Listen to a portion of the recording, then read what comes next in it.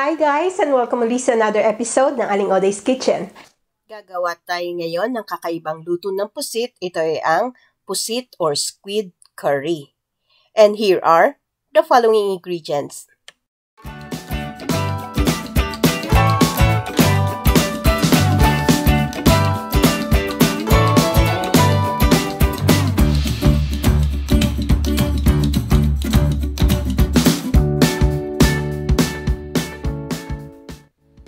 Ang ating first step, lilinisin muna natin itong squid or yung pusit.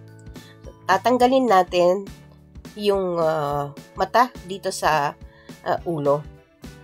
Tanggalin lang. Yan. And then, yung ulo, tanggalin natin. Gupitin lang natin or tanggalin natin itong inner portion. Then, yung ulo, itabi nyo lang. Tanggalin nyo yung parang plastic or yung backbone. At yung mga internal organs sa loob. And then, wash it well. Hugasan nyo rin, pati yung loob ng pusit. Continue lang natin hanggang matapos natin lahat ng pusit. Pagtapos nating mahugasan yung pusit, hihiwain na natin ito ng pabilog. After natin mahiwa, we'll set this aside. Ang ating next step, magpe-preheat lang tayo ng oil dito sa ating pan. Igigasa na natin itong ating sibuyas. Hintayin lang natin lumambot yung sibuyas.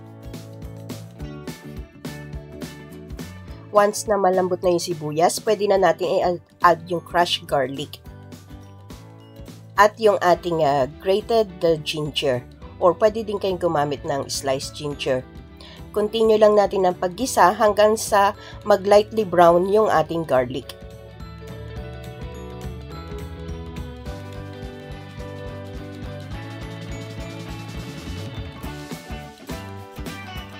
Ayan, lightly brown na yung ating garlic. I-add na natin yung 1 cup to 1 and a half cup ng coconut milk, yung kakanggata.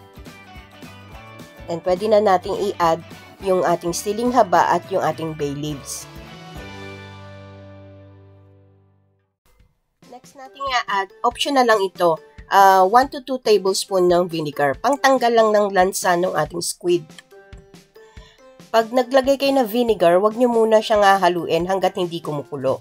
Hayaan nyo lang siyang kumulo. And then, i-add na natin yung curry powder. At isi-season natin to ng salt and pepper to taste. Adjust nyo na lang according to your taste.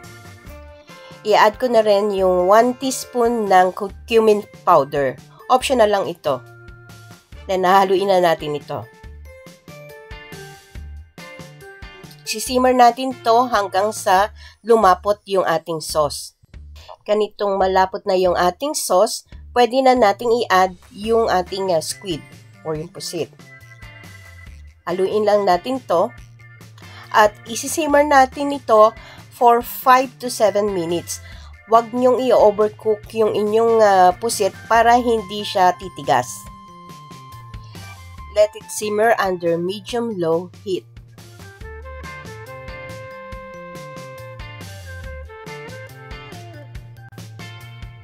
After 5 to 7 minutes ng simmering, this one is ready. Pwede na natin itong i-switch off. And there you have it, our pusit or squid curry. Gustuhan nyo itong recipe na ito and share it with your friends. Don't forget to give us a thumbs up and subscribe to my channel. Ako po si Aling Oday. Magkita-kita ulit tayo sa aking susunod na video. Salamat! Bye!